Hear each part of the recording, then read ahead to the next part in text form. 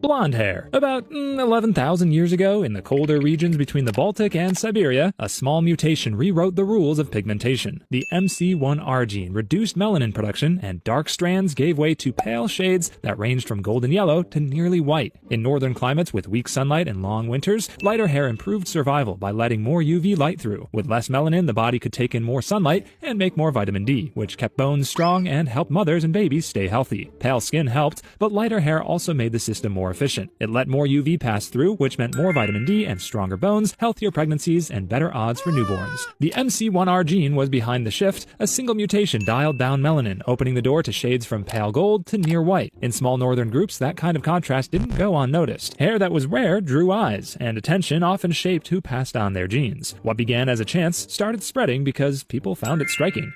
Black hair. Black hair is basically the original human default settings. More accurately, the first color written into our DNA. 200,000 years ago, in the African savanna, survival could hinge on something as small as a glint of light. If the sun bounced off your head at the wrong second, a predator didn't need a second try. People with dark, light-absorbing hair had one quiet advantage, and that advantage is that they blended in pretty well. The pigment behind it is eumelanin. Black hair is loaded with it, so instead of reflecting sunlight, it absorbs it completely. No flash and no giveaways. And while it seems like black hair would make you hotter under the sun, but it actually did the opposite. Thick hair acts like a textured umbrella, blocking harsh UV rays, trapping just enough heat to protect the skin underneath, and insulating against extreme exposure. Basically, for early humans in Africa, black hair was necessary protection against the sun. That's why black hair became the most common. It was the natural design humans started with, nearly all humans had it, and more than 75% of the population still does today.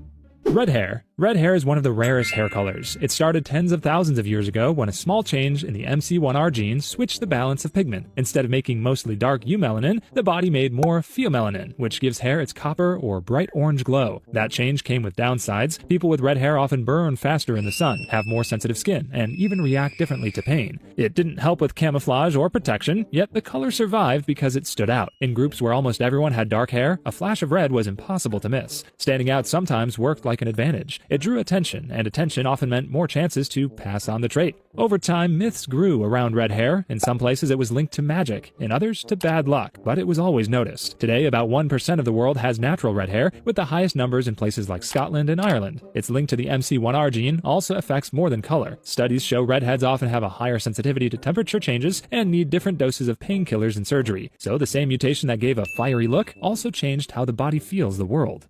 Light brown hair. Light brown hair appeared in Europe about 8,000 years ago. For thousands of years, most humans had dark hair, and it was really practical, protective, and common. Then in small, isolated groups, a lighter shade showed up. It wasn't blonde, and it wasn't black. It sat in between, brown with golden or ash undertones, and it caught people's attention. The change came from slightly lower levels of melanin, not enough to strip away color, but enough to soften it. That middle ground made light brown hair surprisingly versatile. It absorbed less heat than black hair, yet offered more protection than blonde. In temperate regions, where the sun was strong in summer but weaker in winter, this balance worked. Survival wasn't the only reason light brown hair spread. In small groups where most people looked alike, a lighter shade stood out just enough to be noticed. That difference made it attractive, and over time, more people started carrying the trait.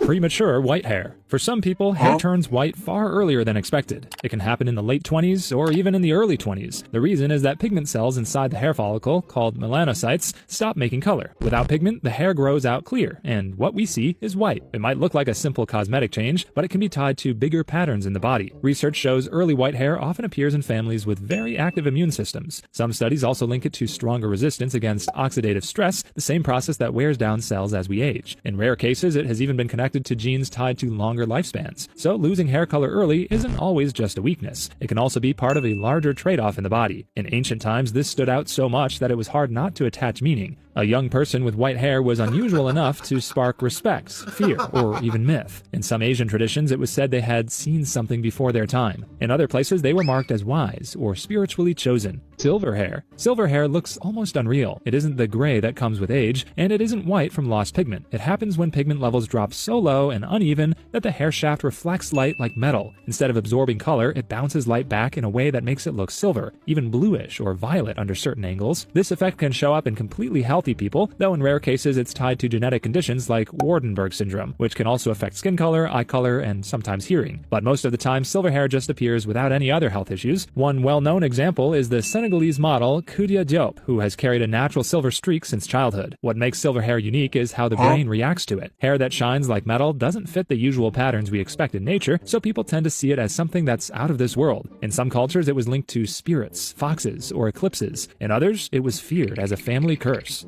Orange hair. Orange hair sits in the space between blonde and red. It isn't fully one or the other, but a rare mix that shifts with the light. In winter, it can look copper. In summer, closer to gold. And under artificial light, it sometimes shows a pinkish tint. That shifting quality is what makes it stand out. The reason behind it is a very precise balance of pigments. Like blonde hair, it has very little eumelanin, the dark pigment, but like red hair, it carries pheomelanin, which adds warmth. The mix stays just stable enough to create an orange tone. Genetically, it's one of the rarest combinations, so rare that in many regions, no natural cases have ever been recorded. Because it's so unusual, orange hair has drawn stories for centuries. In parts of Scandinavia and the British Isles, it was said to belong to people shaped by fog and sea mist, almost like they carried the weather in their hair. In some rural European traditions, it was treated as a sign of luck or noble ancestry. Modern studies suggest people with orange tones often have higher sensitivity to heat and cold, showing that the mutation may affect more than color. Some children are born with bright orange hair that turns darker as they grow up, then gets lighter again when they're older. It's almost like the body turns the color on and off over time.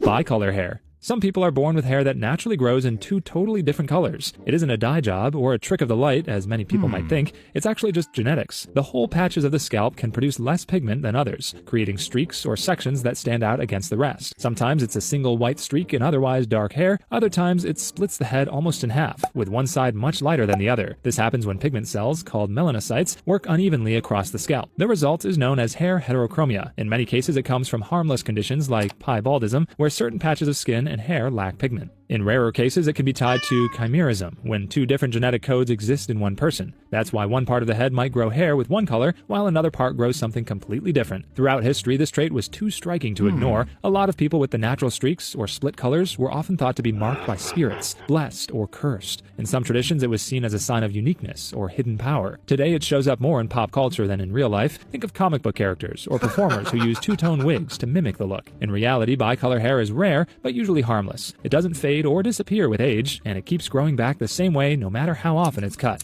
Afro hair. Afro hair is one of the oldest types of human hair. It grows in tight curls instead of lying flat, and that shape gave early humans a big advantage under the African sun. The coils lifted the hair off the scalp, which let heat escape, while at the same time the dense curls shaded the skin from burning. It worked like a natural hat you didn't have to take off. Afro hair curls because of the follicle. Round follicles make straight strands, but flatter follicles twist the hair as it grows, turning it into spirals. Its dark color adds extra protection, since eumelanin blocks strong sunlight. The coils and the pigment together made Afro hair a perfect fit for living under the hot sun. Afro hair also became a way to express identity. In many African cultures, different styles could show family ties, social status, or age. Later in history, when people were pushed to hide or change their natural texture, Afro hair turned into a symbol of pride and resistance. Studies show Afro hair can retain moisture better than straight hair, which helps protect the scalp in dry heat.